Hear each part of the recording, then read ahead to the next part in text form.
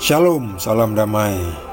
Sebelum saya bahas perikop ini, mari kita baca bersama isinya dari 1 Korintus bab 15 dengan judul perikop Kebangkitan Kristus. Dan sekarang, saudara-saudara, aku mau mengingatkan kamu kepada Injil yang aku beritakan kepadamu dan yang kamu terima, dan yang di dalamnya kamu teguh berdiri.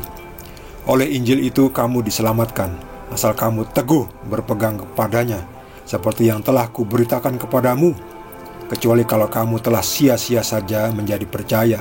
Sebab yang sangat penting telah kusampaikan kepadamu, yaitu apa yang telah kuterima sendiri, ialah bahwa Kristus telah mati karena dosa-dosa kita sesuai dengan kitab suci, bahwa ia telah dikuburkan dan bahwa ia telah dibangkitkan pada hari yang ketiga sesuai dengan kitab suci, bahwa ia telah menampakkan diri kepada Kefas dan kemudian kepada ke-12 murid-muridnya. Sesudah itu ia menampakkan diri kepada lebih dari 500 saudara sekaligus. Kebanyakan dari mereka masih hidup sampai sekarang, tetapi beberapa diantaranya telah meninggal. Selanjutnya ia menampakkan diri kepada Yakobus, kemudian kepada semua rasul, dan yang paling akhir dari semuanya ia menampakkan diri juga kepadaku, sama seperti kepada anak yang lahir sebelum waktunya, karena aku adalah yang paling hina dari semua rasul, bahwa tidak layak disebut rasul, bahkan tidak layak disebut rasul, sebab aku telah menganiaya jemaat Allah. Tetapi karena kasih karunia Allah, aku adalah sebagaimana aku ada sekarang, dan kasih karunia yang dianugerahkannya kepadaku tidak sia-sia. Sebaliknya, aku telah bekerja lebih keras daripada mereka semua, tetapi bukannya aku, melainkan kasih karunia Allah yang menyertai aku. Sebab itu, baik aku maupun mereka, demikianlah kami mengajar, dan demikianlah kamu menjadi percaya. Demikianlah sabda Tuhan.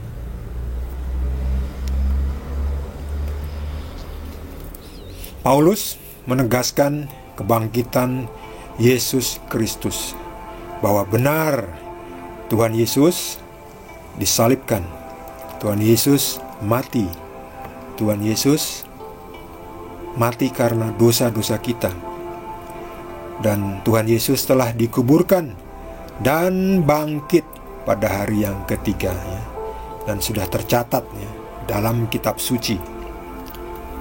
Ini dicatat semua, ya, tidak dihafalkan. Kalau dihafalkan itu bisa salah hafal, jadi dicatat. Lihat ini, Paulus mencatat, menulis. Kalau dicatat itu lebih akurat, ya, jauh lebih akurat. Ada catatannya, ya, dan bisa dibaca, ya. Kecuali kalau tintanya sudah luntur, tidak bisa dibaca, itu ya hilang. Kitabnya dimakan oleh kambing, ya hilang. Jadi kitab ini dijaga sampai sekarang, ya, secara estafet. Jadi waktu itu gereja masih satu, ya. Jadi Petrus kemudian dilanjutkan kepada penerusnya, pemimpin yang berikutnya. Kalau kita di sini dinamakan Paus, ada Paus kedua, ketiga, keempat sampai sekarang. Sudah berapa, ya? Saya juga nggak hafal sudah keberapa itu, ya. Udah ratusan.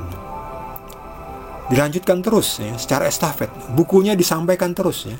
Ya dicetak lagi, ya. Isinya sama, nggak ada perubahan. Banyak yang menulis, Paulus menulis, lalu adalah Petrus, macam-macam, ya. Paulus, Matius menulis Injil, ya, penulis-penulis ini, ya. Penulis Wahyu, Yohanes. Jadi itu dibukukan. Jadi Alkitab itu tidak seperti dari surga turun, blek, dalam wujud buku, bukan. Kitab suci ini adalah kumpulannya, catatan sejarah, catatan ajaran-ajaran Yesus, dibukukan menjadi buku, kemudian dinamai kitab suci, ya, Alkitab. Isinya dari perjanjian lama dan juga perjanjian baru. Perjanjian lama itu sebelum Yesus, perjanjian baru adalah tentang Yesus setelah Yesus lahir. Kebangkitan Yesus disaksikan bahwa Yesus telah menampakkan diri kepada Kefas, kemudian kepada ke-12 muridnya. Lalu ada 500 saudara sekaligus sebagai saksi. Jadi Yesus bangkit itu saksi, disaksikan. Yesus mati di kayu salib juga disaksikan. Jadi jangan bilang Yesus tidak disalib. Wah, itu ngawur ya. Itu namanya menolak fakta sejarah. Fakta sejarah yang solid, yang nyata. Dicatat ya. Namanya saksi mata. Kalau saksi mata cuma satu mungkin salah lihat ya. Ini saksinya banyak. Saksinya banyak ya. Bahkan sampai 500 ya. Lebih ya. Ditambah lagi murid-muridnya. Jadi setelah Yesus bangkit itu, Yesus gak langsung kembali kepada Bapa ya. Masih mengunjungi semua saudara-saudaranya, murid-muridnya ya. Sebagai kesaksian, saksi saya benar hidup. Ini saya adalah Yesus. Lihat ini, Thomas gak percaya.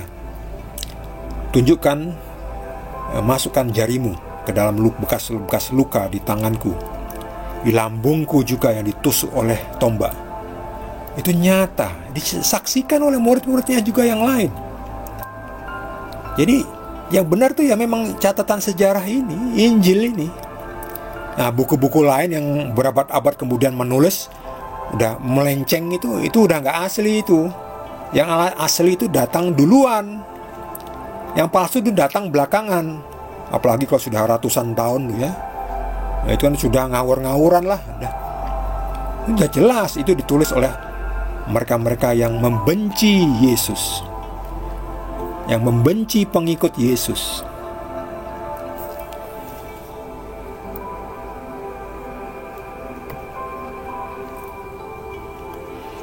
Paulus juga mendapatkan hak istimewa ya, bisa melihat Yesus ya dalam wujud sinar ya, mendengar suara Yesus.